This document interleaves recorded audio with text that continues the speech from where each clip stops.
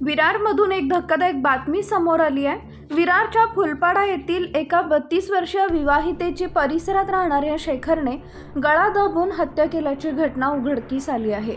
फुलपाडामध्ये राहणाऱ्या शेखरला या महिलेने आपला भाऊ मानलं होतं, मात्र वारंवार शेखर घरी येऊ लागला आणि यातूनच भयंकर प्रकार घडला। धनश्री अंबडसकर वय वर्ष 32 असा हत्या झालेल्या महिलेचं नाव असून आरोपी प्रियकर शेखर कदम याच्या विरोधात विरार पोलीस ठाण्यात कलम 302 नुसार हत्येचा गुन्हा दाखल करण्यात आला आहे। या प्रकरणी विरार पोलिसांनी आरोपी शेखर कदम याला अटक केली आहे। त्याला आज वसई न्यायालयात हजर करण्यात येणार आहे। पती रुपेश अंबडसकर यांनी दिलेल्या माहितीनुसार धनश्री आणि रुपेश हे दाम्पत्य त्यांच्या 10 आणि 5 वर्षाच्या 2 मुली आणि मेहुणी यांच्यासह विरारच्या फुलपाडा येथील घरात राहत होते।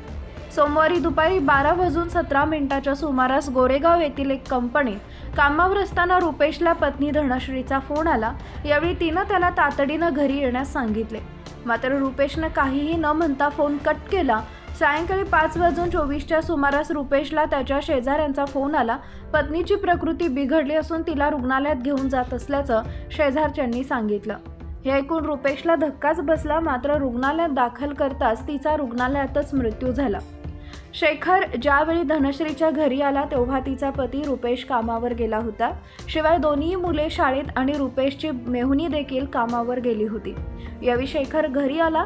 दोघांमध्ये कशावरून तरी वाद झाला। वादानंतर प्रियकर शेखर कदम याने धनश्रीचा गळा दाबून तिची हत्या केल्याचा आरोप रुपेशनं केला आहे। शेखर कदम हा देखील विवाहित असून तो देखील फुलपाडा परिसरात पत्नी आणि एका मुलीसह राहत होता।